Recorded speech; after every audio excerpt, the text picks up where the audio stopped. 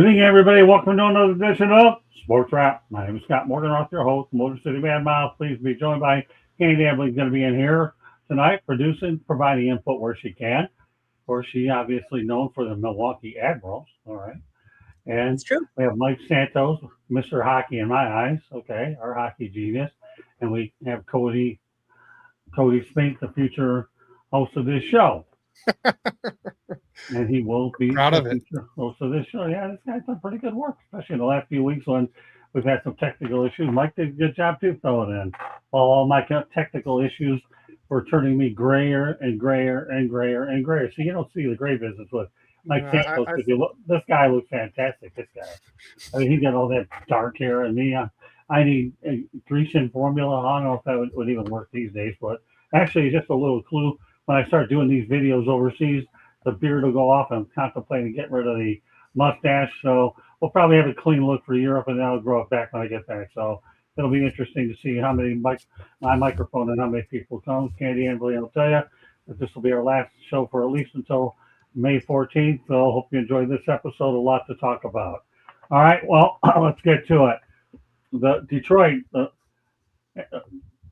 set a professional women's hockey league attendance record of 15,938 at Little Caesars Arena. And apparently they're a front runner to get a PWHL team. And according to Detroit Red Wings owner Marian Illich, it looks like they're definitely going to get a team for sure. So, Cody, let's talk about women's hockey going to Metro Detroit. I mean, they say it's the state of hockey. I don't see why not. I'm surprised they didn't have one to start with. I mean, you got, the Michigan Wolverines, Michigan State. You have that's where I believe the men's development program started and everything. You have the Detroit Red Wings original 6 team.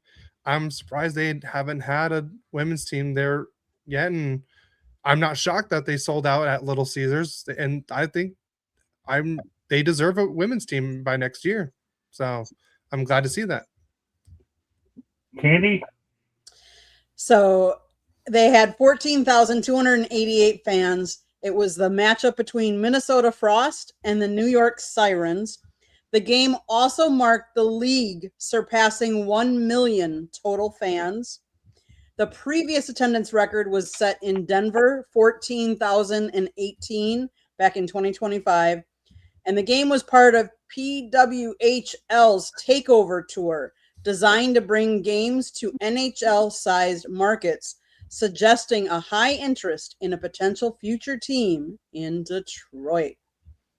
So I get it, Scott. I mean, the northern states hockey is big up in, North Dakota, Minnesota, Wisconsin, Michigan, all of those states. So I can totally see a women's hockey league doing well up there. Yeah, not only that, my recent stat that I have, which on March 29th listed there was 15,938. But nevertheless, Detroit's a great hockey town. It'd be great to see the ladies lace it up over at Little Caesars Arena. Mike? Well, I mean, they've done this in other cities too, right? I mean, they did it in Boston earlier this year. We've got to do what they've got to do to try to grow the sport, particularly to grow the PWHL. They got a long way to go. And again, you've got that question about, how many of these tickets were actually sold and for how much and all that type of stuff. And which is just natural. But they've got to grow the league, first of all, so they can become a more traditional structured league as opposed to the single entity league they are now, where Mark Walter owns the whole league and the teams, meaning he owns all the contracts of all the players as well. And it makes sense to go to, as Candy said, the stronger markets for hockey.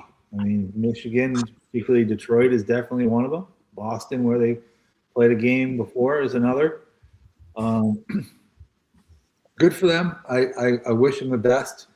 It's a long road, and as we saw with the WNBA, it's going to be a long time before the NHL puts their hand in there and helps them out. And that's what they probably need more than anything, particularly when it comes to exposure and in the form of a television contract, because they're not going to get that national, or I guess international when you include Canada, exposure until they get that big TV deal. And that's not likely to come, similar to the WNBA again, until the NHL puts them on their back and negotiates with some of their outlets and says, okay, you can cover the NHL for X billion dollars, but you also have to do so many PWHL games, and you have to, feature them on Sports Center and all the other things that we see with the WNBA. I think they've got plenty of talented players. I think there's plenty of draw there. I think that the sport itself is in a good place, women's ice hockey, and particularly with what's gone on with U.S. colleges in the last 20 years.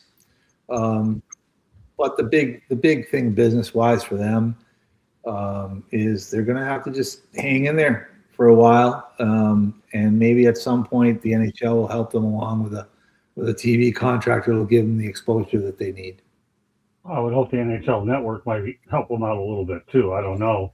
But anyway, they promote the ladies. It's funny how you mentioned WNBA though, because actually in 2029, WNBA awarded Detroit expansion team, and and Tom Gores figures to own it. Grant Hill is behind it, and so there's a strong possibility the Detroit Shock will probably be brought back because they won a couple of titles. So I'm glad that we can talk women's sports here tonight on Sports Rep. So the Detroit Shock, as it stands right now, 2029 Detroit WNBA will be returning as well. But I don't think there's any doubt that the PWHL should work in Metro Detroit. It's a great hockey town, as many of us know it for sure. So I actually applaud them. And Little Caesars is a good place. And, you have the Pistons and the Red Wings. Why not have the Detroit Shock and a name, TBD name? And one of the names I've heard bannered around is Detroit Vipers, who Gordie Howe many years ago played for over with the Palace of Auburn Hills. Now that may be speculation, but who knows? Maybe you have the Vipers and the Shock there as well. Anything is possible. All right, let's continue. Go ahead. I'm sorry. I just have a quick question, if anybody knows this, but when the WNBA came into being, which is over 30 years ago now, how many teams were there? Do you recall? Because, the PWHL 2 years ago started with 6. You look at the WNBA now, 30 plus years later, and they have a lot of teams and they cover a lot of markets, but it took time to grow into those markets, right? 8 teams in its inaugural season of 1997. Yeah, there you go. So 30 years this year, I guess. This will be the 30th season, right? And eight teams, and PWHL started with 6. So I think they're going to be on the same type of track. And keep in mind, those Vipers games are actually played at the Palace of Auburn Hills. I went to a couple of them. That's pretty interesting when they had that venue out there. All right, well, again, Detroit's going to get a PWHL, so it appears. Mary Ellis says it on our podcast. And after the 15,938, and the early signs are looking pretty good for him. All right, let's move it on to the men on Frozen Pond. Paul Maurice reached the 2,000 games coach, and is second behind Scotty Bowman, who holds the mark 41-48. Cody, Paul Maurice, couldn't happen to a better guy. He's got a couple titles in his pocket.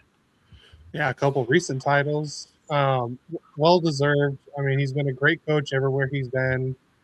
Definitely someone that when he's talking, you want to have a recording device present, because just the quotes he comes up with is great. So congrats to Paul Maurice. Like I said, I wish, before we had Joel Campbell, I wanted the Ducks to go get him if he was available. Great coach. I think he would have done great with our youth and everything. So, but like I said, he's done wonders there in Florida. 3 straight Stanley Cups. Unfortunately, it's not going to be a 4th, but at least he's hit the 2,000 mark and has the 3rd most wins, I believe. Right. So, it's a great career and definitely a a Hall of Fame coach. Well, there's no question he cemented his legacy, especially winning 2 cups with the Florida Panthers. And now, when you're in a rare glorified year with Scotty Bowman, that speaks volumes, right, Mike? Yeah, I mean, he's arguably the best coach of all time. Some of his former players might not agree with that, but the statistics bear that out.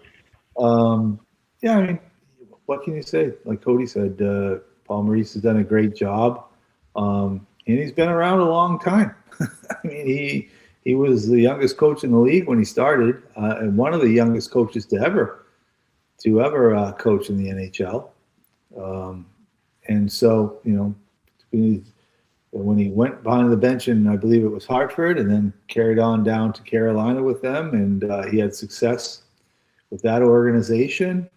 The only stop that seemed to be to trip him up a little bit was that Winnipeg stop, and when he sort of left midstream and mid-season, and nobody really ever got the real reason why he quit on the team and left there. But for whatever reason, he ended up in a much better place and 3 cups in a row. And this year, I mean, it was just too much to ask of that team, I think, to get back for a 4th year. Yeah, I didn't think they had a chance when they kept getting all those injuries. It began with Sasha Barkov, and then it continued to add up from there. So, Candy, any thoughts on this, or you want to just defer on some of these? No, I'll put a little bit. At age 43, Maurice became the youngest coach in NHL history to coach 1,000 games. He reached that milestone on November 28th of 2010. He and Scotty Bowman are the only head coaches to have coached in at least 2,000 NHL games. So that's pretty crazy. And he's originally from Canada. So yeah, he's been coaching since '88. Okay, well, Austin Matthews refuses to commit to signing with the Toronto Maple Leafs for long term. He says, I really can't predict the future. Okay, Cody, can you blame him? Sorry, say that one more time. Sure. Austin Matthews refuses to commit to signing in Toronto long term. I can't really predict the future. Can you blame him? Not one bit. I hate to say that, like, it has to do with, the Ducks because of the whole Radko Gudas thing. But, right. I mean, you're the team's best player and you get taken out on a dirty play like that. I have no problem admitting it. It was dirty. And nobody comes to defense for you. Everyone just said like, oh, I didn't see the play. But yeah, if you look at the replay, both of them have their hands up like they're asking for a penalty. So and the way this team is going, the curse, the media, I don't blame anyone one bit for wanting to get the hell out of Toronto. I mean, we'll see how Marner does outside. I mean, he's probably, not worrying about getting death threats or getting his house broken into every night or something like that when he was in Toronto. So I'm pretty sure he's a lot happier in Vegas, and I can only see Matthews falling in his footprints to go somewhere in the USA and playing out there, and probably a lot less, hype and a lot less media. So I don't blame him one bit. Mike? I think Austin Matthews is a very good hockey player. I think a lot of his success is built on a big, heavy shot, which allows him to score a lot of goals. One thing he's not is a leader. And when the Leafs took the captaincy away from John Tavares and put it on Austin Matthews, that was a bad move for the organization, and it was bad for Austin Matthews because he just can't be that guy. And I think that he's probably going to be better off somewhere else. He's certainly, especially as a United States guy, being the captain of the Toronto Maple Leafs, not cut out for the pressure of Toronto, especially since it's been so long since they've gotten a sniff of the Stanley Cup Finals, never mind the Stanley Cup itself. So I think he's better off moving along to somewhere else. I think the Leafs are better off moving him somewhere else before, there's another player that leaves like Marner, and goes away for free. But I think he's got to go somewhere where he's not the leader, he's not the number one guy, the number one option, and he can just be another big part of the team and fill the net with goals. And almost I don't want to compare him to this guy personality wise, but certainly success wise, almost like Phil Kessel. Really? Okay. I mean, Phil Kessel, he was he wasn't a leader, didn't want to be a leader. Certainly wasn't real good with his fitness or his diet, but man, you could count on him for 50 goals every year. I mean, he was as prolific a goal scorer as we've seen in the last probably 40, 50 years. And I think Matthews can be the same type of guy. He's just not going to be a leader, and he's not going to be the guy that you want being followed. Okay. Anything you want to add to it, Candy? So he holds 4 different NHL records. Most goals scored in his NHL debut with 4. Most goals by an American-born rookie. He had 40. Most consecutive games with a shot on goal to start a career. He had a 103-game streak.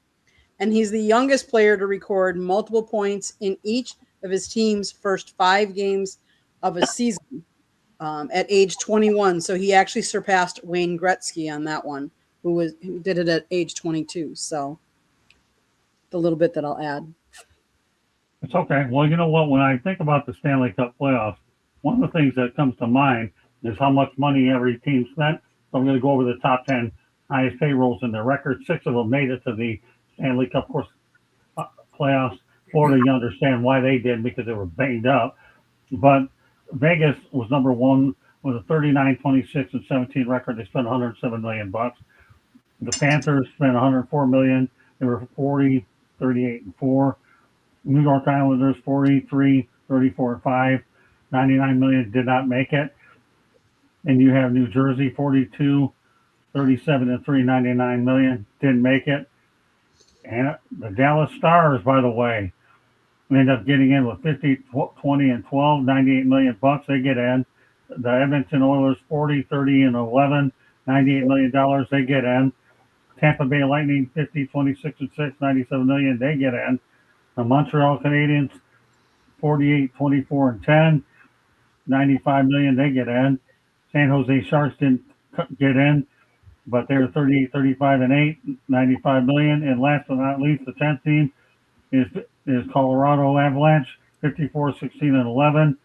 They do get in. So 6 out. You look at 60%, Cody. I mean, you can't really say the Sharks are in the top 10. They only are there because of the Carey Price deal. That's it. Because they have that $10 million cap hit. That's the only reason they're in there. Guy didn't even play for them. So Shark legend Carey Price. There's a lot of teams. I mean, Florida, we know why they didn't make it. They were just nothing but injuries this year. Islanders, I was shocked to see that they were that high, especially, since they were not a lottery team, but they end up winning the lottery and getting Schaefer. So I was not expecting them to be that high. The Devils, they have a lot of young talent. They spend a lot of money. They just riddled with injuries like normal. But I mean, it just goes to show you, just because you spend all the money doesn't mean you're going to always win. I mean, like I said, you said 3 of the 4 teams didn't even make it out of the top 10. So, I mean, it's just going to show you, like, just because you build the most expensive team doesn't mean it's the right team. You got to have the best chemistry to have the best chance. Mike?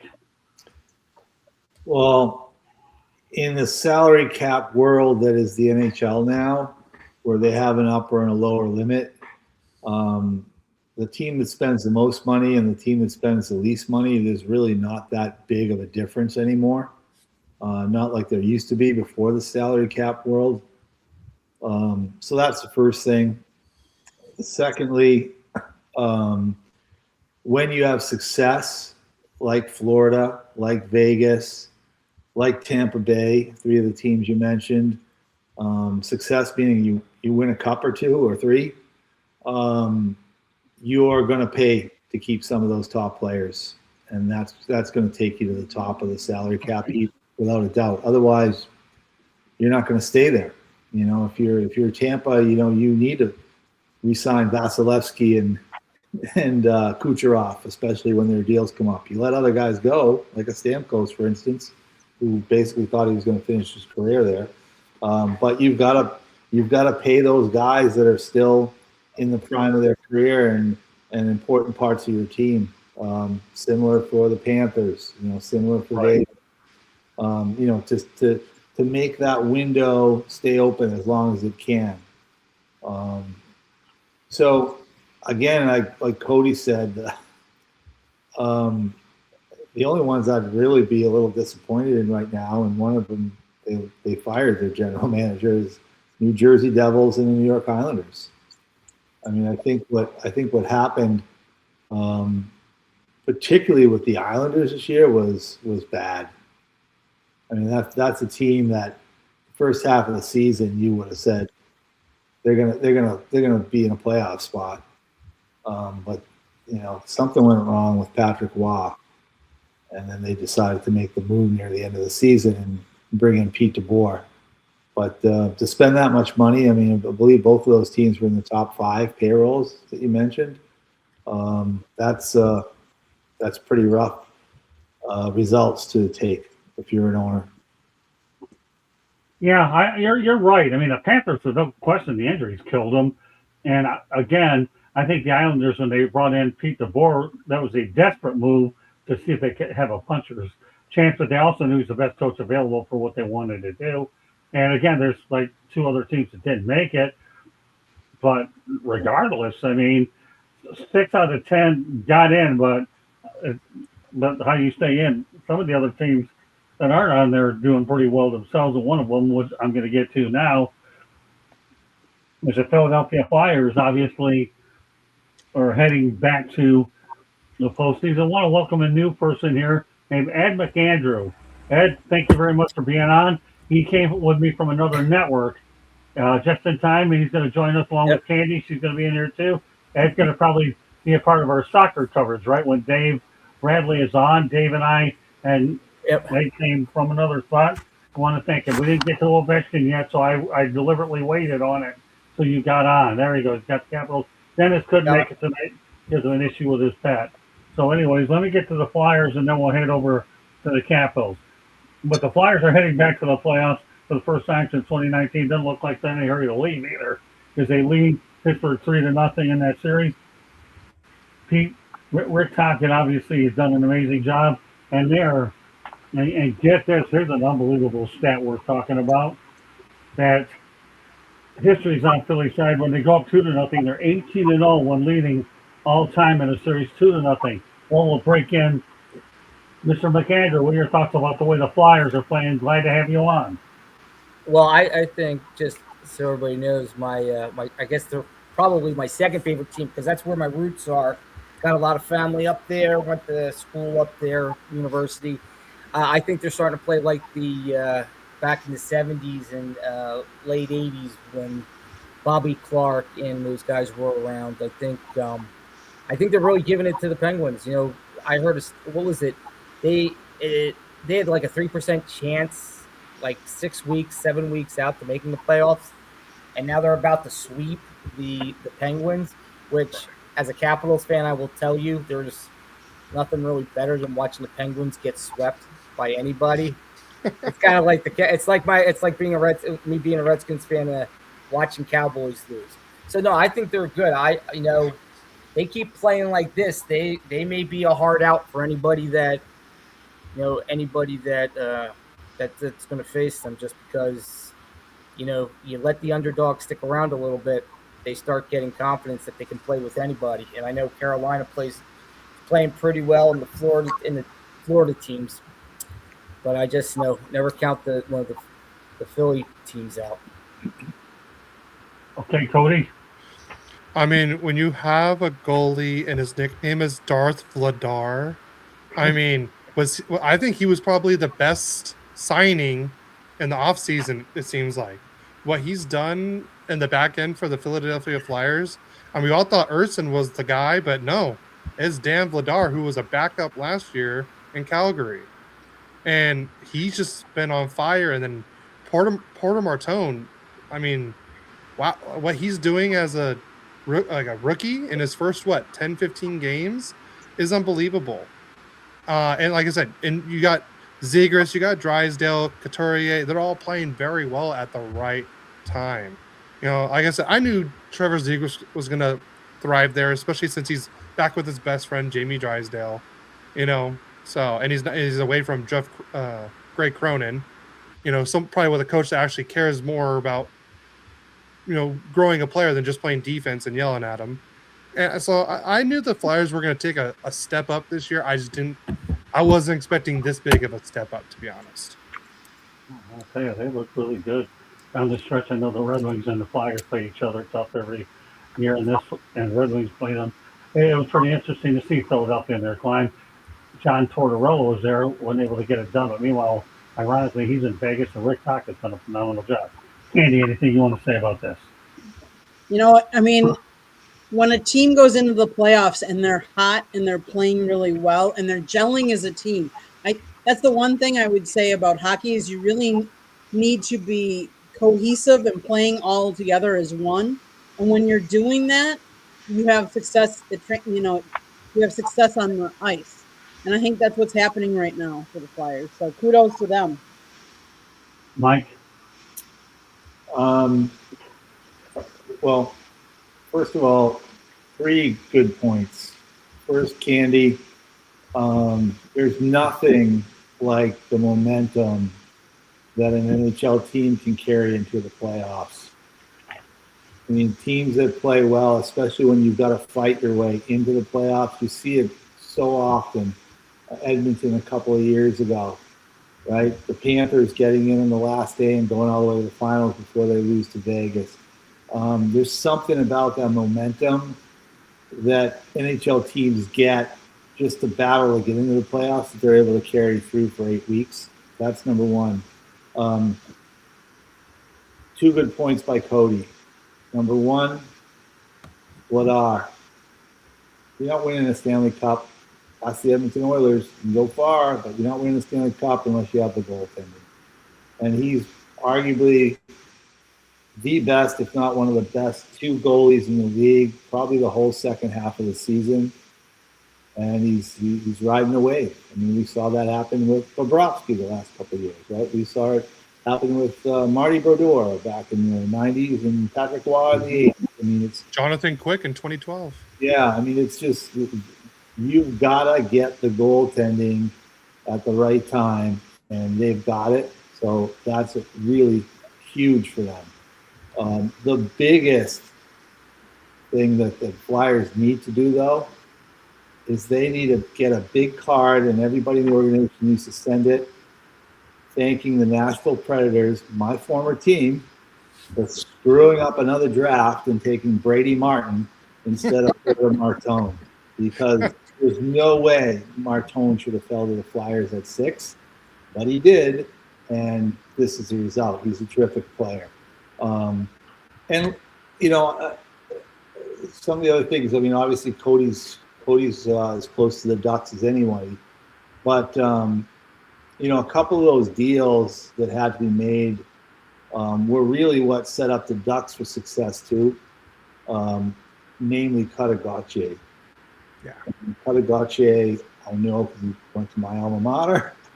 I know him very well. I knew him when he was younger. I knew him as a college player, and he's a star. He's a star, and didn't want to be in Philadelphia. And Philly had to trade those parts. First of all, like the Drysdales, to get Cutter Gauthier. And then of course they've continued to deal those 2 teams, and it's worked out Philly's way in the most recent deal, I think. Well, I mean, I'm happy for Philadelphia. They got rid of that little drought themselves. When you talk about 2019, 2020, and that's a pretty good year for them, a good way to build on. So with that said, let's go to the Washington Capitals.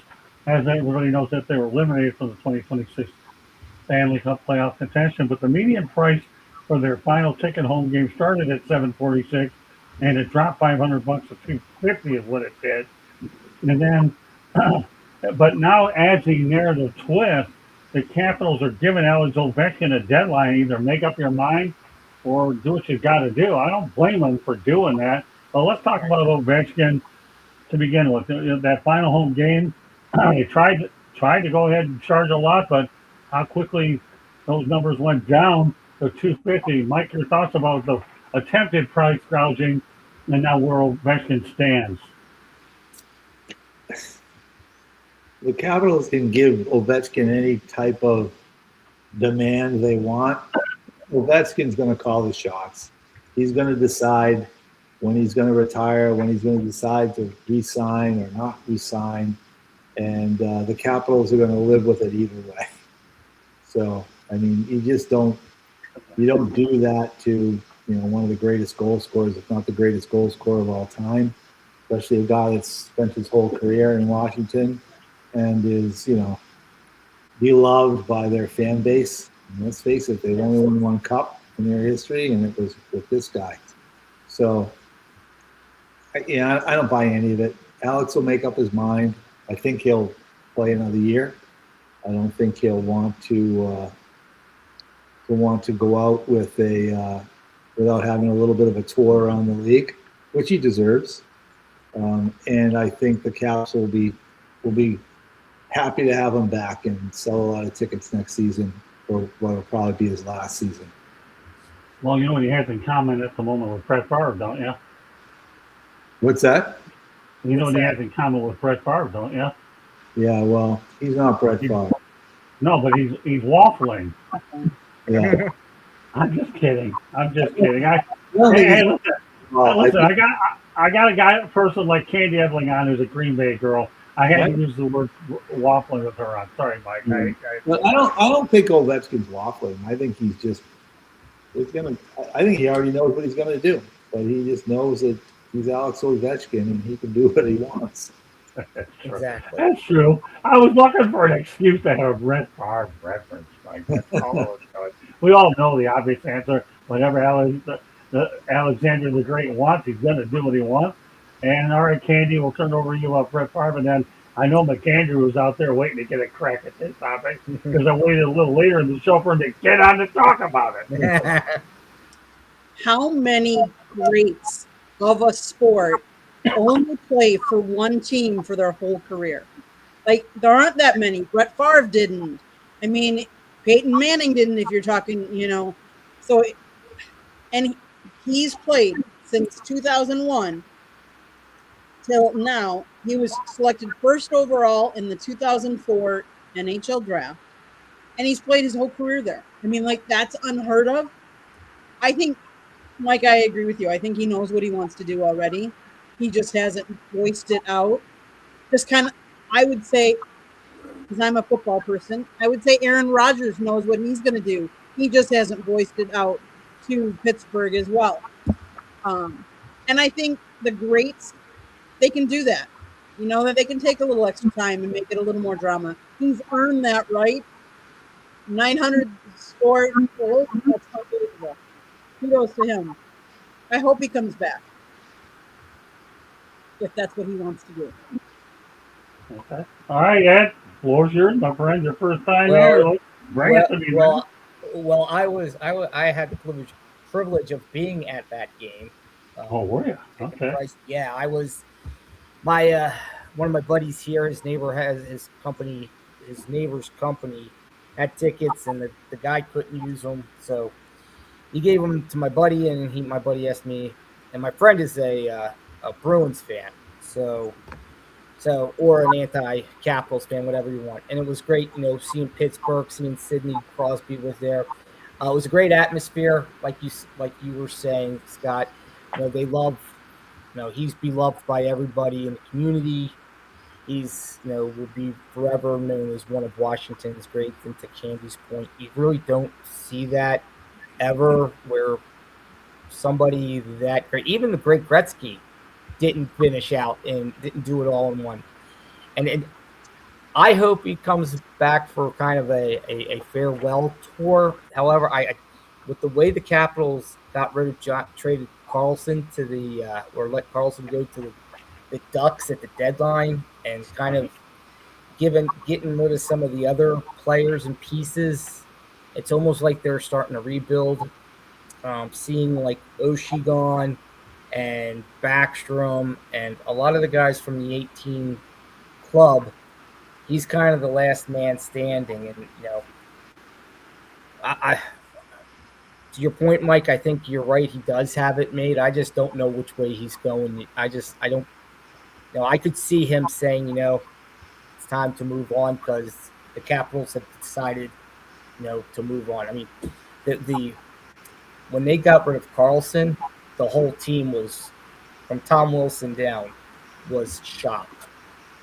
I mean, they got rid of one of their associate captains. So it was a great game. I mean, that last game was great. I remember when he was drafted, watching him for all those years. He made the DC area a hockey town. It was not. Heck, I grew up watching the Capitals at the Capitol Center. I mean, my dad would take us $9 seats. You could sit like 5 rows from the ice, with Rod Langway and all of those guys. It was good.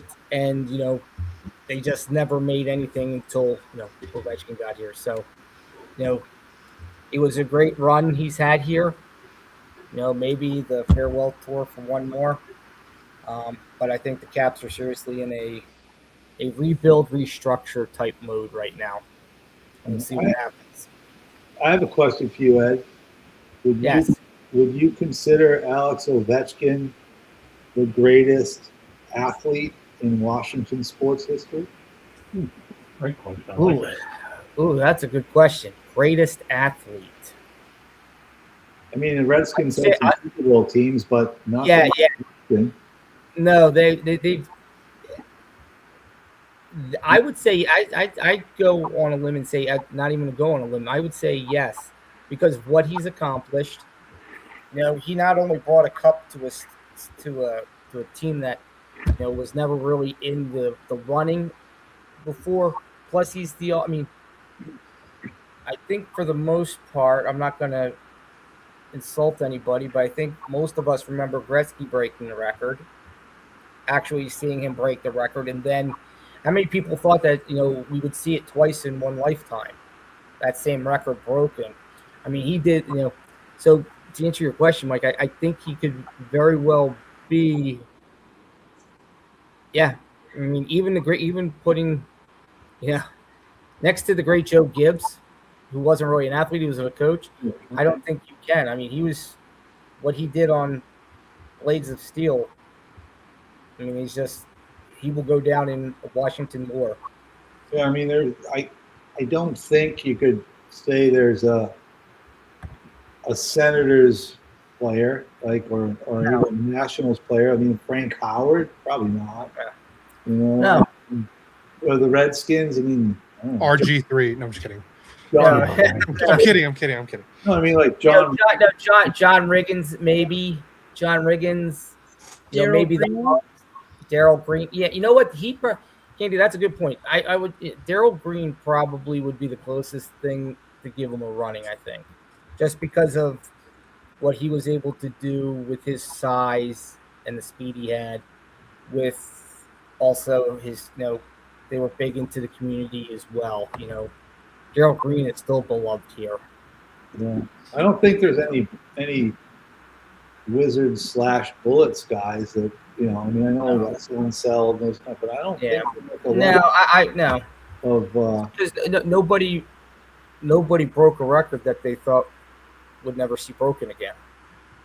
It's kind of like when Ripken broke the consecutive game streak. Nobody thought that would happen too. So I mean, I think you got to really give him what Ovechkin did this year. You got to give him a lot. You got to that puts him head and shoulders above most of the if not all the athletes here in the DC Metro. The Washington Redskins team was a really good team. John Riggins used to eat defenses up alive. I loved watching him. He was unbelievable. All right, go ahead, Cody. You can close out this topic. I have another one that's even. I mean, I think you guys said it all. So I mean, there's really nothing else for me to add. But let's just say I hope he does one more season for a farewell tour. He deserves it 100%, and just the respect he has around the league is just Right. I would love to see him at least one more year. Okay. All right. Well, I'll tell you one of the reasons the Detroit Red Wings are not in the playoffs is because they didn't fall into this category. Teams with their best records during March. Okay, and one of the reasons that the Buffalo Sabres are in it because they're at the top of that list. They're 11-2-2. St. Louis was 10-2-2. Boston 10-3-2. Montreal 10-4-1. The Flyers we talked about 10-4-1. Colorado 10-4-1. Edmonton 9-4-1. And Ottawa. All right, Mike. I'll tell you, when you win in March, you're going to play some extra hockey. Yeah, I mean, the only team on that list that didn't make it is St. Louis, and that's because they were so far out of it. They almost crawled in there, but it didn't quite get there.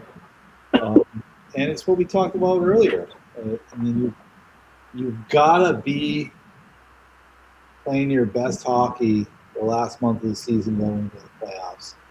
And I'll go as far as to say it almost doesn't matter what position you finish in.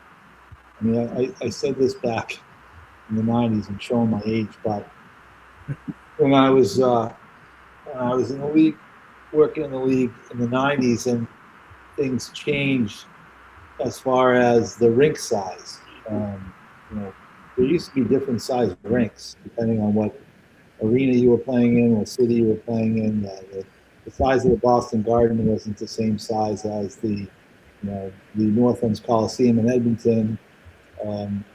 But then when Gary Bettman became commissioner in '93, one of the first things he did for television was he standardized the rink size, and all the rinks were then 200 by 85.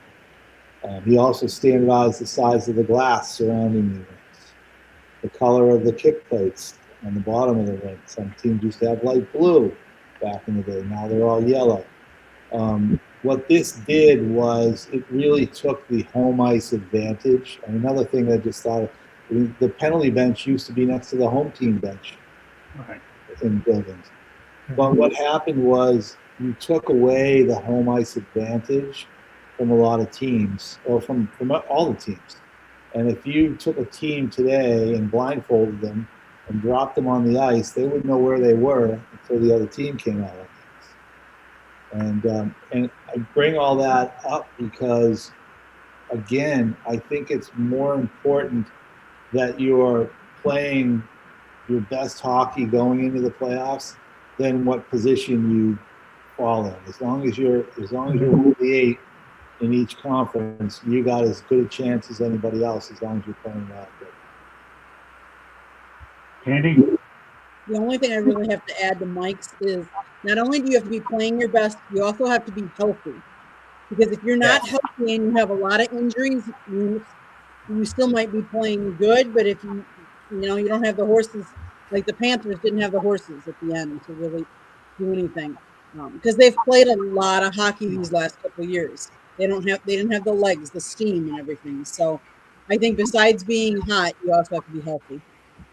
I mean, the only thing I'll say about it is hockey's version of March's, which is called September's version of baseball, period. You're playing well in September, then you're playing well in March and making the postseason. Go ahead, Ed. No, I agree with Mike. I think you have to be playing.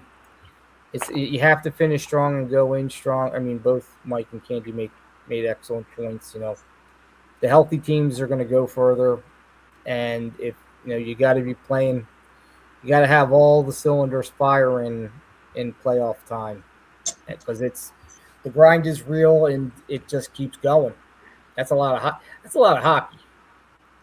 That's a lot by the time you get into late May, June timeframe.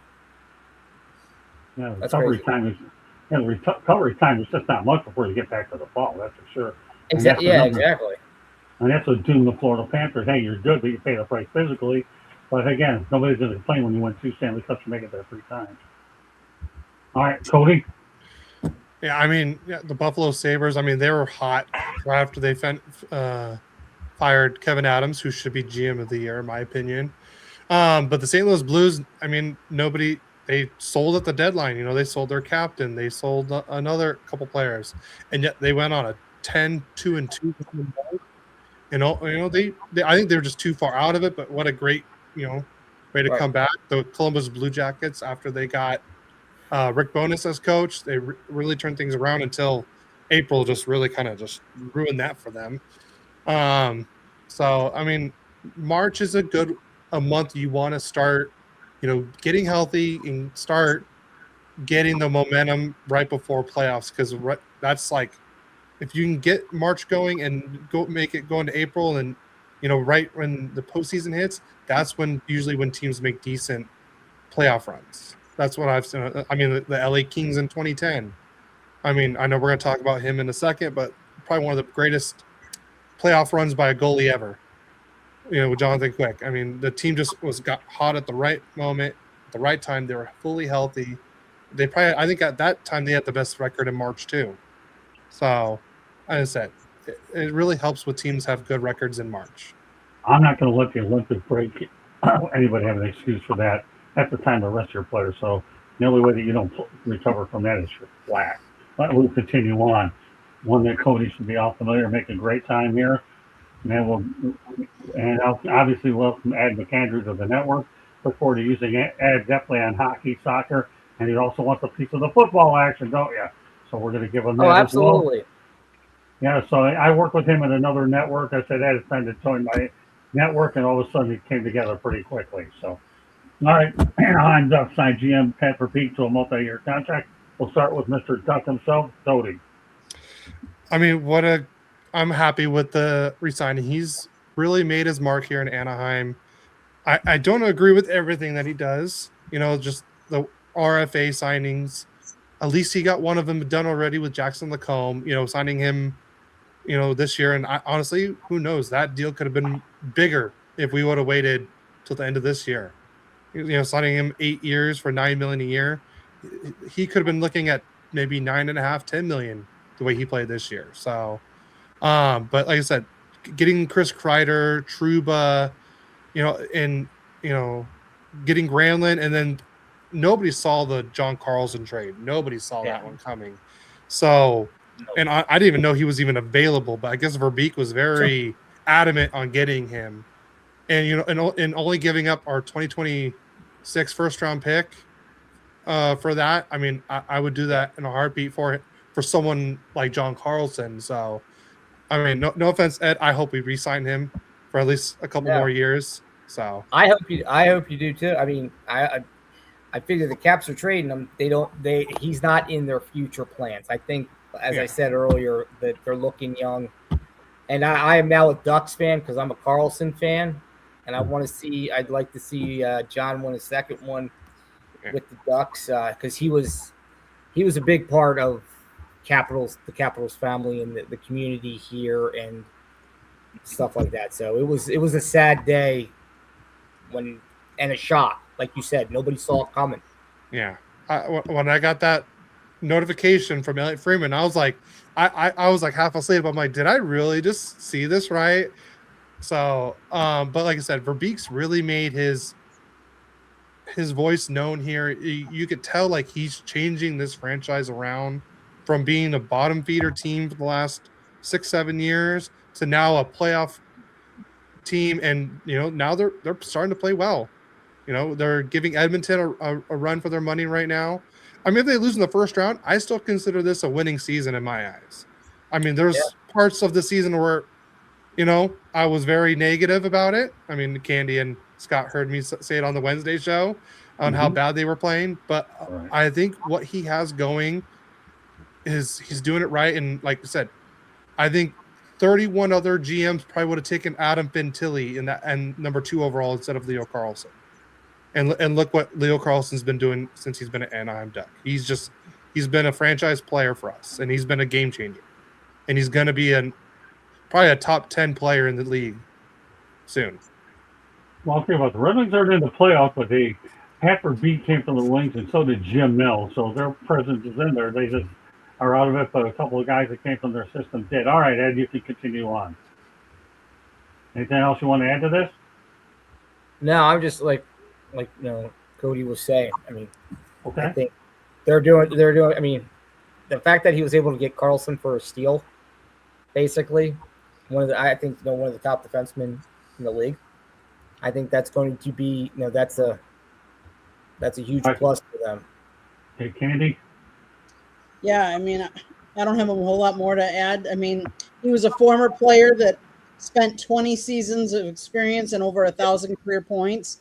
He knows hockey, so, and obviously, if you're doing a good job, it pays to get rewarded.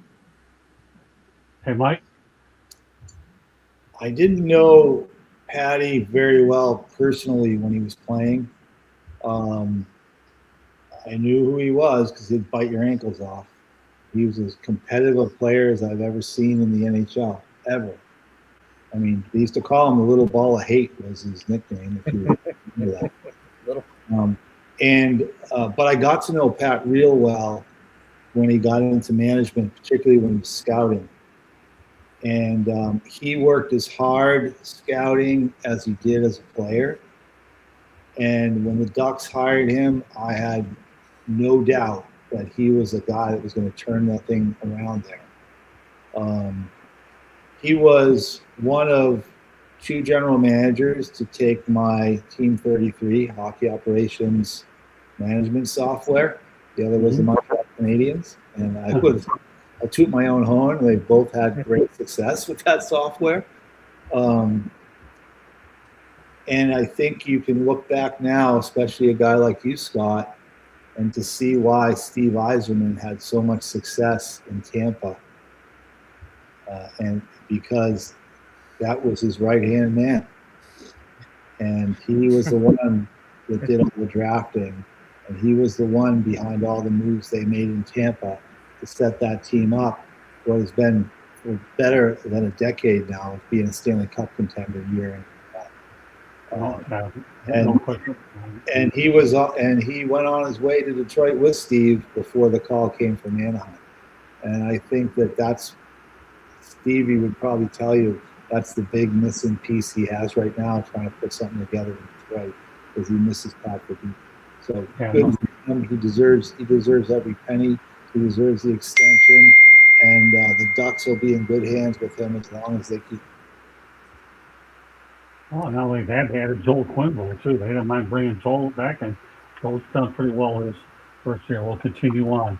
Ron Francis is stepping down as president of hockey operations for the Seattle Kraken. From talks about the move.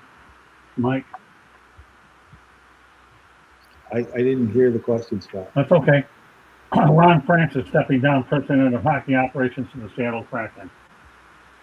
Ron Francis, great guy, Hall of Fame player, terrible manager. I mean, that's just the fact. I mean, he did nothing in Carolina as a manager, and he's really done nothing other than they made the playoffs the first year with probably the most lenient expansion draft rules. Well, definitely the most lenient expansion draft rules in the history of the NHL. He's just, again, great guy. Not so sure that he has the work ethic of Akravik, let's say, a former teammate way back when in Hartford. So, wish him luck. Not sure his heart was really into Seattle anyways. It took him forever before he even moved out there. He was working from the East Coast for a few years. So, yeah, again, and a terrific guy. Really, and even a better hockey player. But I just have to be honest, I'm not impressed by his management. I agree with you. I thought they brought in a few good coaches there, especially Dave Haxtell. And what did he do? Fire him after a winning season, after he looked like he was getting it straight? I haven't seen a whole lot come from it then. But I agree, he's done nothing to impress me either. Candy? I mean, his fingerprints are going to be forever on the organization, but yeah, I think they didn't have the success that they thought they would have with him, and so they mutually decided, it's time to move on. And that just shows you that not all fits work. So sometimes you got to, realize that and, move on. Ed, Hey, just because you're a great player is not going to necessarily make you great management or, manager of said franchises or stuff like that. It happens. You gave it a shot. Time to move on and see where we're going, see where it's going. So, Cody, Well, back on the whole expansion draft, I think Vegas took advantage of everyone. And I think Seattle had the exact same rules. And I think everyone learned their lesson. Like, Vegas took advantage of us. We're not going to let Seattle do it. So I think Seattle just kind of, you know, they try to play hardball, but teams are like, if we're not going to fall for it like we did with Vegas. So take whoever you want, and honestly, and I think that's what hurt them. And I said this, I picked them to be last in the Pacific before the season. I was shocked on how well they did this year because they don't really have superstars on their team, and that playoff run they had, I think, was the worst thing for them. To be honest, that little them beating Colorado, I think that hurt them more than anything else because that made them probably think like, okay, now we're contenders now, and when they really should have been rebuilding for another couple years. So, like I said, I have nothing against Ron Francis. I've never met him, but Mike says he's a great guy. But I agree, he's not a great manager. I agree with that. I never understood a lot of the moves he makes. I mean, they had 3 coaches in 3 years. right. So, I mean, you can't have. How can your players get used to playing the NHL when it's a new manager every year? So, hopefully, they change things up in Seattle. I mean, Seattle's a great place. I went to a game there and it was great atmosphere and everything. The fans were great, and they deserve to see better hockey than what they're seeing. okay, well, 3-time Stanley Cup champion, 2012 Conn Smythe Trophy winner, most wins by a goaltender. Jonathan Quick played his final game against the Florida Panthers. Mike, what are your thoughts about the career that Jonathan Quick had? This guy, to me, is one of the best American goaltenders ever.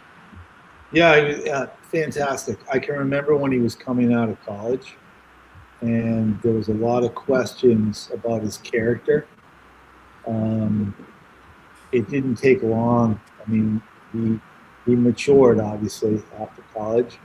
And he brought UMass Amherst to his first Final Four years before they were as competitive as they are now. But he really came of age in LA, and he was the difference, especially that first Cup team that they had, I believe was an 8th place team. They were 8th. They played the Vancouver Canucks in the first round. Yeah, and they rode him all the way through, and of course, they beat New Jersey in the finals, a team that eliminated us in triple overtime Game 7, and I'll never forgive him for that. Anyway, otherwise, we would have had the pleasure of losing to Jonathan Quick and the Kings.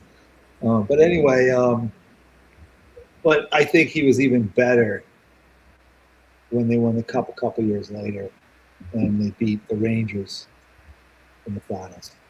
I think he was even better in that series, because if I recall, there was a few overtime games in that series, in particular the last game, right, when Martinez scored. Was it in New York, the last game, Cody? I think it was. In 2014, they beat New York, yeah. Yeah, Martinez scored right on that rebound down. Yeah, Martinez, yeah. I mean, he was fantastic in that series, and going into that series, all you heard about was Henrik Lundqvist, who, in my opinion, very overrated. But anyway, good-looking guy, he wears nice suits, gets on team. But Jonathan Quick, twice the goaltender. Ed, what a goaltender this guy is. Jonathan Quick, he's the American standard for goaltenders. I'm just looking at some of these stats. I mean, he had a 2.5 goals against, and he had a .91 save percentage. I mean, yeah, he's all the young American goalies coming up, they're going to use him as the barometer for where they sit, and what will want to be like him, and why not? I mean, what do you get?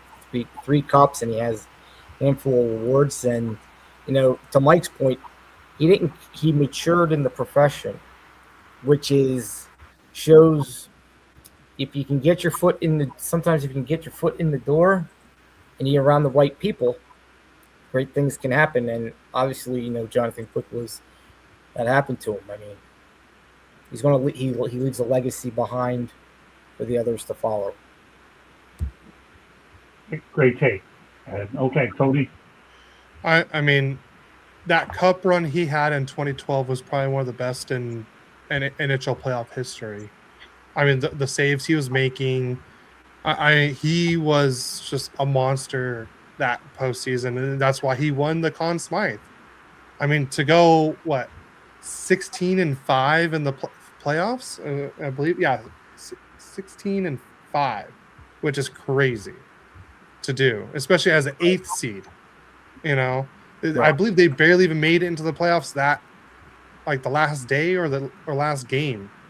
So for them, that's what we were talking about earlier. Sometimes it's the teams that are hot at and have the momentum make the run, and that's exactly what happened with the Kings. And like I said, and what a great career that he had. He went to Vegas. I mean, he's not the main reason why they won, but I guarantee he was the one that was helping them prepare. Every playoff practice they had, he was preparing the team because he had the experience. You just know he's a Hall of Famer. Most U.S. wins by or most goalie wins by U.S. born goaltender, Hall of Famer. He's gonna have a statue in L.A. and his number's gonna get retired pretty fast there. So, congrats to Quickie there, and hope he has a great retirement. Candy. In March of 2024, Quick became the winningest American Bowl goaltender in NHL history, surpassing Ryan Miller. In February of 2025, Quick became the first American Bowl-born goaltender to win 400 games. Cody, to your point, NHL record, highest save percentage in a single playoff season at .946, that 2012 season. So, yeah, he's the American standard for goalies that every little kid's looking up to. Exactly. What can you say? Obviously the United States won the gold medal in the Olympics, but it starts with people like him, where you have great young American goaltenders, they move up. And I think that when you have guys like him, and Connor Hellebuyck, I believe, was the guy that won it for the United States, right? If I remember right, in the past 11. When you have a foundation of good young goaltenders that you have in the United States, it not only does it build your program in the Olympic program, but it's also a good foundation for a lot of these guys to do well in their NHL careers. And nobody does it better and quicker than John Quick. All right, let's continue on to one of Mike's favorite players, Zdeno Chara. Was at the Boston Marathon. Mike loves to talk about his buddies, Zdeno Chara, at the Boston Marathon, but guess what? On January 13th, Mr. Chara had his number 33. By the way, 33 is my lucky number, not the worst thing in the world. And is retired for the Boston Bruins. Mike, the floor is yours about your favorite player. It's jersey retired. He's the Boston Marathon. Take it from there, Mr. Santos. Well, as you guys know, I've known Z since he was 17 years old. I was with the Islanders when we drafted him in the second round. I've not seen too many hockey players work as hard as he did, off the ice, after games, and what a quality guy he is, too. But I will say, as we get on in years, and I've got a little bit better than a decade on him, he's really starting to piss me off, because I got into marathoning, as you know, and he got into marathoning, and last year he runs the Chicago Marathon, and now I'm running the Chicago Marathon, and now he does the Boston Marathon again, and now next April I'm doing Boston, and I just can't catch up to him. So I'm going to keep trying. I'm going to keep sending him the nasty messages I text to him every time he accomplishes one of these things, because it's what I got to do to keep up. I have two favorite guys that I was with, managed or whatever during my career, and one is Zdeno Chara, the other is Paul Kariya. The two classiest, greatest people first, over and above hockey. Just like they're just quality people. And if you have a team with a person like that, you're not going to go wrong. Like we talked about leadership earlier in Toronto.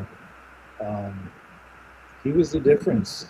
He was the difference on every team he went to.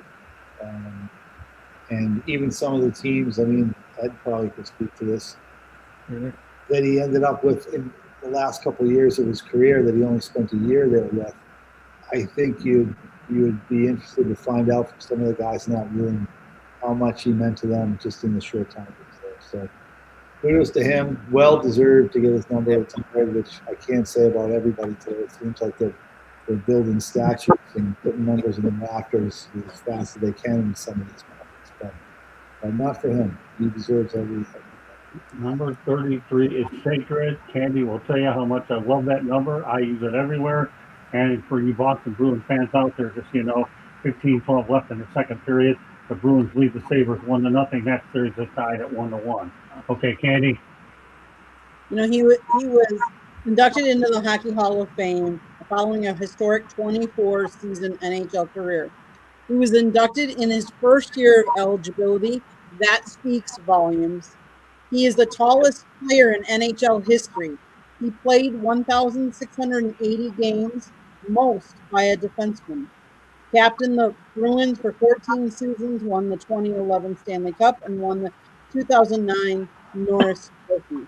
He is known for, as Mike said, extreme endurance training, having completed multiple marathons and Ironman competitions.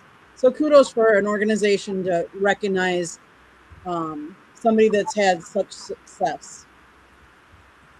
Okay, Ed. I was always impressed with him. Being a Caps fan, it was great that season he was with us just to see him up close, but he was always a thorn in the side, playing for the Bruins against the Caps. But what I was always impressed with was his size. I mean, being as tall as he is and being able to skate like he did was very impressive, especially, that's not, skating, it was just impressive to see a man that size and that build that you usually see in basketball on two blades of ice and doing what he did. To Candy's point, I'm looking right here. 98 to 21, 22. 20 plus years. And most of it with Boston. He had a very successful career. First ballot Hall of Famer.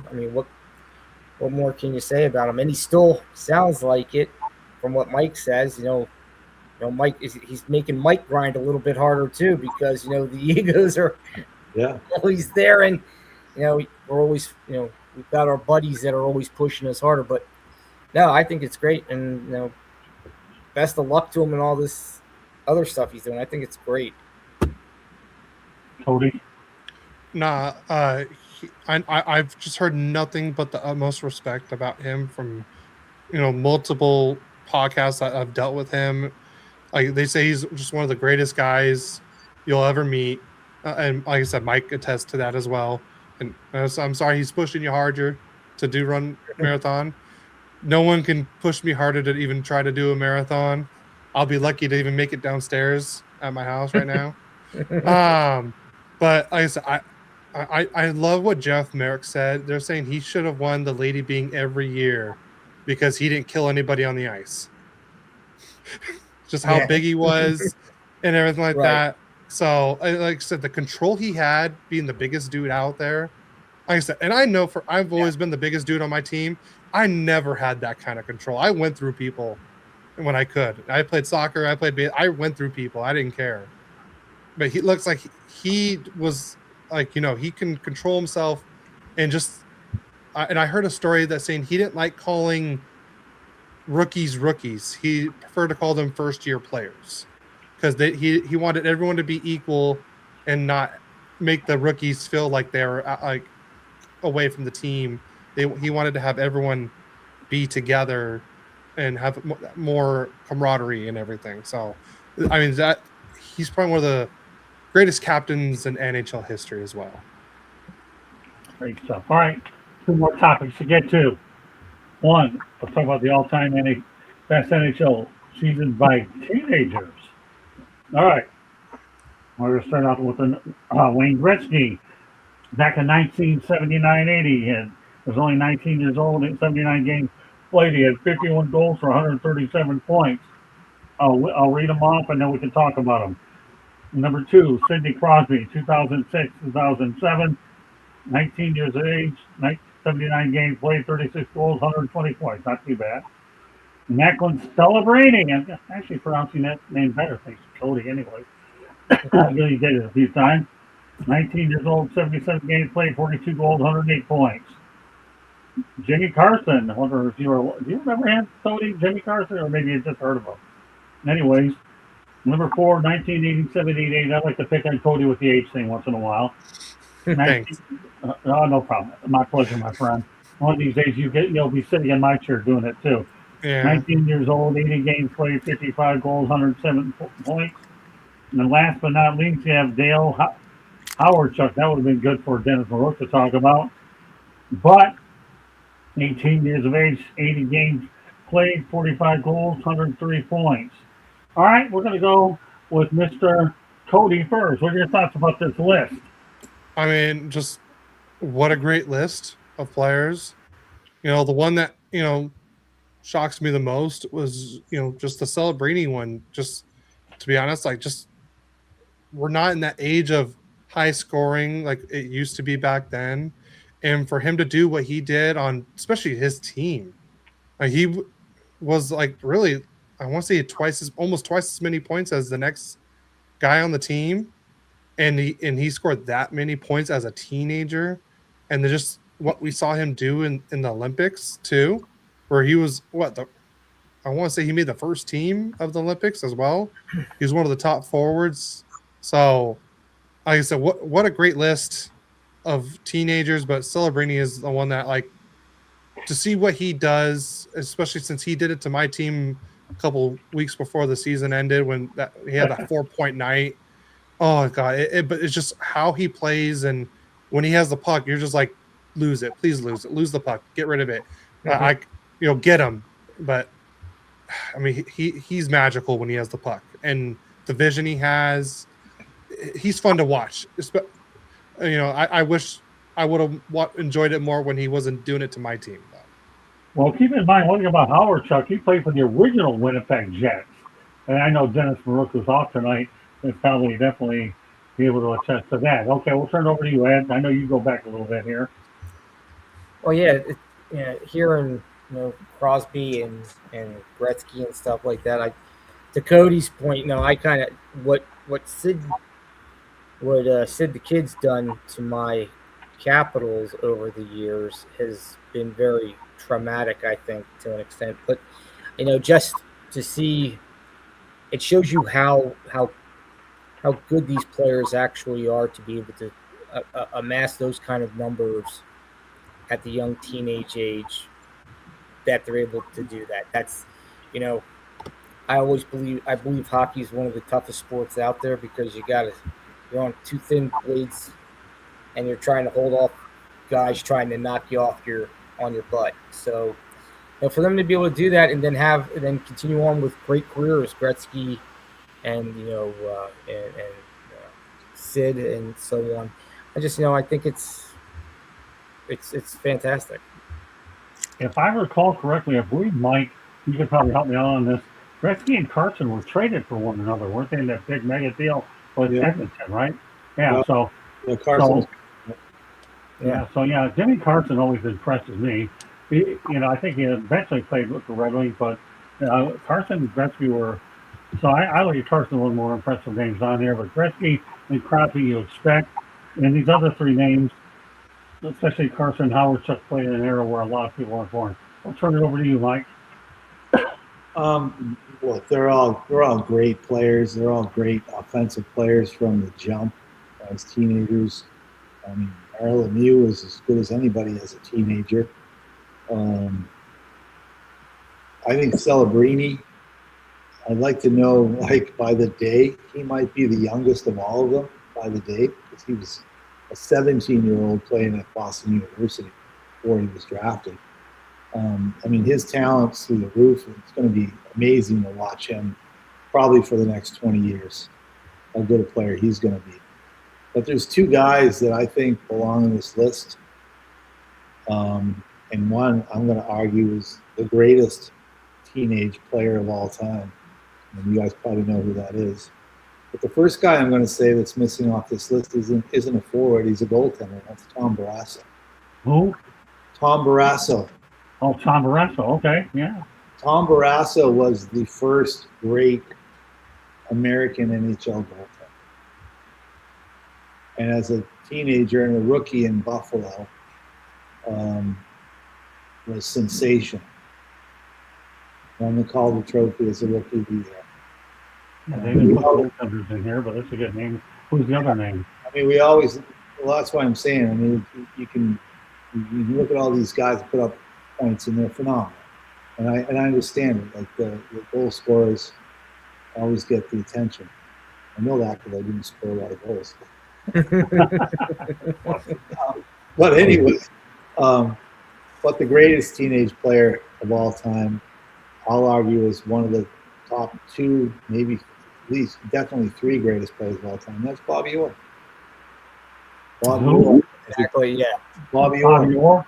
And if you want to talk about offense, he revolutionized the game offensively for defense. And as a teenager. So I think Bobby Orr belongs in that group as well. So according to our research department, got Beck Quinlan, 16 years, 350 days. There's his name that nobody. You think there's a hashtag out there for us though? He coached. Probably not. But we can put it in there. He was a Bruins coach. Yeah, he was. I remember him for that. I do remember him for that. All right, crack researcher. You want to add to this one? I mean, Bepp was the youngest. Then Don Raleigh was 17 years, 147 days. Ross Johnston, 17 years, 207 days. Ross the boss? Don Gallagher, 17 years, 222 days. And two more in their 17s. Jack Hamilton, 17 years, 265. And Ted Kennedy, 17 years, 322 days. The next one would be Alexander Barkov, 18 years and 31 days. So those are the. I think Mike was saying to play for players to hit that milestone, not just playing. Right, correct. Because I was gonna say, I know for a fact Ross Johnson ain't pulling up 100 points. No. This is just the youngest. 100 penalty minutes? Yes. I got you. 100 hits? Yes. Youngest to score an overtime goal, Matthew Schaefer. Youngest to score a hat trick, Jordan Stahl. So, Mike, I have a question for you. Yeah. Okay. I think Candy just volunteered her way onto this show permanently with her research. I second. How would you say? Hey, you ever say it? And now you're one of us. Yeah. Is that a problem, Mike? That was great. That was Every Mike. show needs a stat person, and Candy, you are the stat person. What do you think, Mike? Yeah, I'm I'll tell you what, Candy. She texted me, you got a big smile. She don't know much about hockey, but boy, she researches it like she knows everything about the sport. Guess what, Candy? You just lost your. When we get back from overseas, you just got the biggest smile on the planet, and you earned your way a ticket to Sports. And she No more behind the scenes, Candy. Oh my God, Candy! I'll never let her live this down all the way to Portugal. I'll be in her ear, among other places. All right. Last topic of the night. We want to wish a happy birthday to Eddie the Eagle Balfour. Turned 61 on April 21st. 484, 320, and 125 regular season mark. 88, 68 in the playoffs. 501 Game 7. That's money. 3 Stanley Cup Finals, including winning one and 99 for Dallas. Okay, Mike, what are your thoughts about Eddie Balfour? Eddie Balfour. My first recollection of Eddie Balfour was winning the NCAA championship as the goalie for North Dakota, Fighting Sioux. I believe it was in 88? 86, 87. 687. See, Candy, there you are. That's why There she's you on go. her show, too. A year later. Thanks, Kim. You're welcome. Yeah, but that was my first recollection of him. Didn't know him personally at that time. He was a great goaltender. He was also one of the goalies that lived up to the reputation of goalies being completely nuts. He was one of the craziest people I ever came across. And he should be very thankful that he's having his 61st birthday today. Because there were a lot of times when I don't know if I would have said he would have made it to 31 or 41 or 51. So congratulations, Eddie. But yeah, he was a great goalie and completely out of his mind. Out of his mind. He got peppered pretty good being back there with all the shots he took over there at 61. I struggled at 63. This guy made it to 61. More power to him, not me. Okay, the newest members. They've got 2 new members of this show here, Candy and Ed McAndrew. So, all right, Candy, I can't give you no stats on this guy because I came up with a few to save you a couple. But what are your thoughts about this guy? Many regard him as an elite goaltender and one of the best of all time. His 484 wins ranked 5th among all NHL goaltenders. He was, as we had said earlier, he also went in his first year of eligibility into the Hockey Hall of Fame. But here's the one thing, I don't know if you knew this, Scott. In addition, Balfour is one of only 2 players to have won an NC2A championship, an Olympic gold medal, and a Stanley Cup. The other player is Neil Broughton. Wow. Well, as I say, that's why she's on this show and every other show. All right, Ed, what do you think of your new partner, your new teammate here? We'll just start calling her Stats. Yeah. Stats just becomes the, No, I'm just kind of looking over some of his information. I mean, he had a wonderful career, and Mike said he was one of the guys who defined crazy goalie, but I would think most goalies should be crazy doing what they do just because, they get rubber biscuits shot at them at 100 miles an hour. You have to be a little nuts to put yourself in that spot. No, but I think he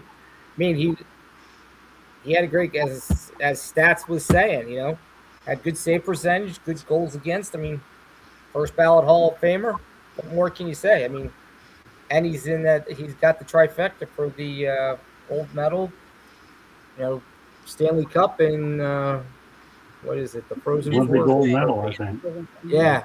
So, I mean, that's an impressive trifecta to be, if you really think about it. And incarcerations. Yeah. Yeah, no kidding. All right, Cody. Well, happy birthday to Eddie Balfour. I actually do have a friend that actually kind of works with him right now. My friend does sports memorabilia, and he says he talks to Eddie Balfour all the time, and he actually helps him in our fantasy hockey league. So I told him that's cheating. That's not fair. And he has I think Chelios and somebody else that helping him. I'm like, first of all, no, that's not how it works.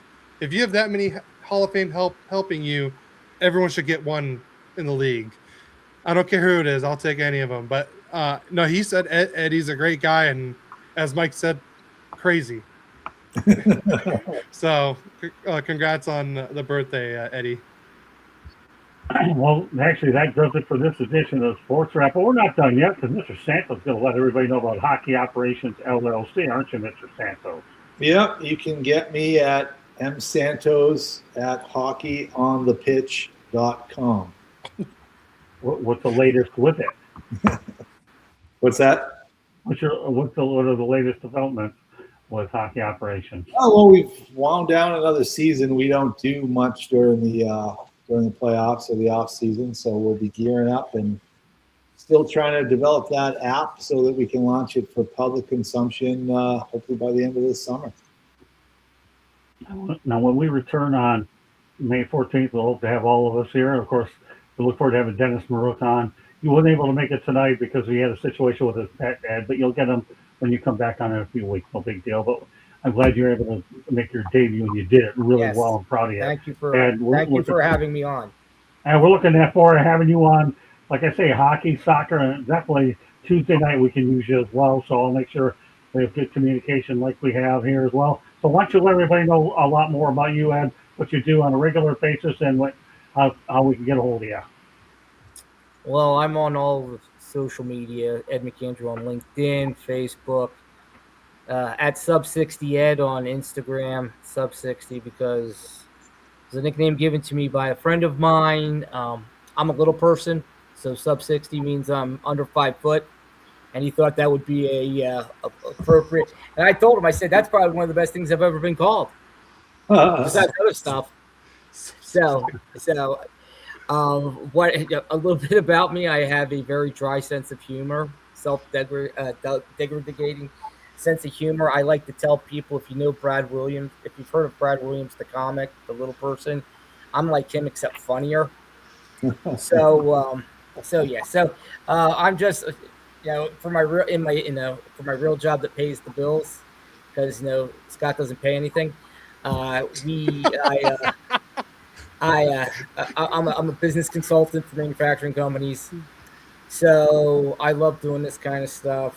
I try to keep a positive light, and I believe smiling and laughing can get through the worst of times. So we also have to. My motto is: you play the hand. We're all called to play the hand dealt, and we're the best we can. And I'm glad to be reunited with Ed, because Ed and I met each other on another network. And when I saw he was available, I said, how would you like to come on my platform? But what'd you tell him, Ed? I said, absolutely, Scott. Thank you for asking. That's why I'm good. here. Well, guess what? He's on. He's on this show. Yes. He's on all of our shows. I'm gonna work him hard on Inside the Pitch, although you won't be on there for 3 or 4 weeks because I get to go ballistic on the road. All right. and wear out my voice there, doing all 9 million videos with make your own kind of music on maybe 1 or 2 of those all over the place. And Mike Santos is a good tour guy. I'll be hitting a soccer stadium, and Mike and Cody are salivating about. Don't worry, I got plenty of soccer stuff pointing out. And Ed, you come in at the right time. All right, Cody, why don't you let everybody know how to get hold of you? And you need to get what's his name? Who was the guy you just talked about? To get on your show. Ed Belfour? Yeah, get him on your show. That'd be. Trust me. I'm trying to convince my friend to have us get one of those guys on our show. Trust me, I'm trying. I'm working. But the show that I work at, we'll do a quick little thing right there, is called Royally Quacked. It's my baby. I created it. My dad and I co-host it together. We do it all things Anaheim Ducks and LA Kings. And for the first time since we've started this podcast, we each get to talk about playoff hockey. So, and let's just say one team's doing better than the other. Yes.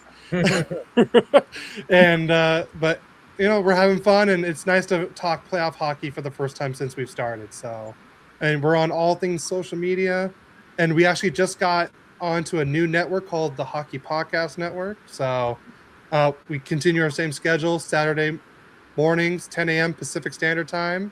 Come and chat with us, and if you want to talk crap, because trust me, we have a friend that loves to talk crap to us all the time.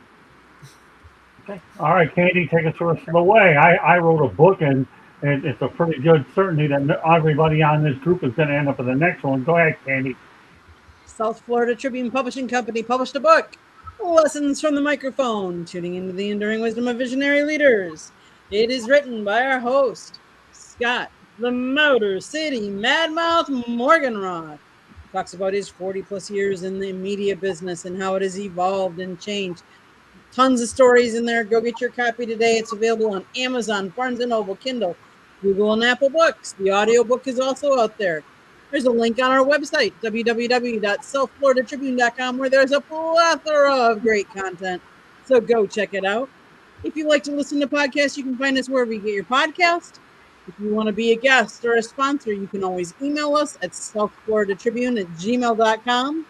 And last but not least, if you see that red subscribe button in the lower right-hand corner, click it, like us, share us with all your friends and family, and turn on your notifications so you're notified every time we go live.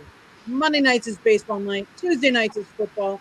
Wednesday nights, you never know what's going to be happening. On the Motor City Mad Mouth show, it's a one-on-one show typically. Sometimes we have extra guests. And then he's got Sports Exchange Wednesday nights. And then on Thursday nights, it's the show, Sports Wrap. And then typically we have Fire Up following. But Fire Up is taking the night off since it is the NFL draft tonight. But we will be on a short hiatus for a couple weeks here while we go explore. And we'll be back better than ever about the second week in May. Back to you, Scott.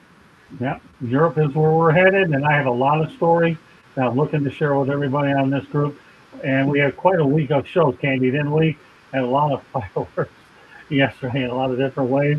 As baseball, we had a lot of great programming in the works as I work on more and more guest upgrades. But I'm proud of the group that I have. Mike Santos has been with me for a long time. He's been my rock here when it comes to hockey. And we met through a guy named Frank Lodato. And Frank Lodato, one of the classiest people on the planet, right, Mike? To me, he was like a father figure to me. And because of him, I got to meet up with Mike. And Mike and I have worked hard on a lot of projects as well. So that does it for this edition of Sports Wrap. Anything else you want to add to close out the show, Mike? Yeah, I just want to welcome Ed. It's great to have another guy on here that can give you a hard time, Scott. It makes it great. Well, you know what? Hey, listen, I'm open to anybody that comes on this network that gives me a hard time. I love it. I have no problem with it. It's okay. Go, Candy. Go get him. Get him, Candy. I think it's good. Let me tell you, I think it's great banter. It really is. Exactly. If you want to see a good situation where there was fireworks, all you have to do is turn into yesterday's Motor City Mad Mouth show. And the next show was one for the ages. I'm not tipping my hand, but go ahead. And then you'll see where fireworks where you didn't need your light forward, you had 420 seconds. So I'm not telling you what it is. You really want to watch some fireworks, go to Motor City Mad Mouth show on 422. But yeah, anybody who wants to give me a hard time, I'm all for it because I don't even care. All I have to do is have a great crew and not screw it up. Doesn't matter. I come up with the content, you give me a hard time, and it's a beautiful thing because no matter how it turns out, it's entertainment. We all have fun, and we all want to come back, and we always look forward to doing it better the next time. Right, Mike? At least give me that. Yeah, no, it's great, and especially when we don't have any Red Wings topics. So this was a really good Well, I can't get straight for that one. But don't worry, I look forward to having Dennis Rook back on, and then we'll have a chance to meet him. But of course, we'll have a chance to meet him in person. I think he's going to be down from the 20th to the 28th. Mike, he texted me that. So, meanwhile, on behalf of Mike Santos and the newest member of our crew, Candy Evelyn, because she just volunteered for another job that she, like she does on every other one. Now she can't prepare for Fire Up. Now she's got to do stats for this one. Congratulations, Candy. And congratulations to you, Ed, because now you're on a couple times a week. And Cody, what can I say, my friend? You're as steady as they can get. You're as steady as Eddie Danforth. Pun intended. Hey, the pun was intended. It was there. So I'm crazy now? What? No, you're not. You're great. Just like he is. He's in the Hall of Fame, pal. Look it up. He was before your time, was he? Yeah, he was. Yeah, a little bit before my time, yeah. Yeah, right. Don't give me that. I saw more of the tail end of it. And he won a couple of stars in 2000. Yeah. Yeah. I mean, you can't play the A card on that one. You can play it everywhere else, but you can't play it on that one. No way. All right. Well, how old are you?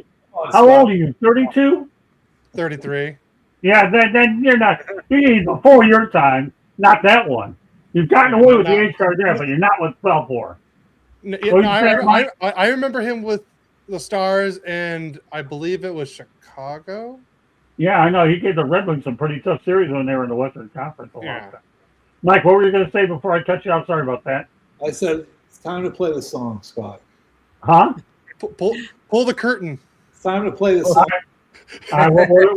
We will put a wrap on it tonight on behalf of Mike Santos, Candy Ebling, Ed McAndrew, and Cody Spink. My name is Scott Morgan, the Motor City Man. I'll thank you for joining us on this edition of Sports Wrap, and we will see you on Thursday, May 14th. Oh, boy.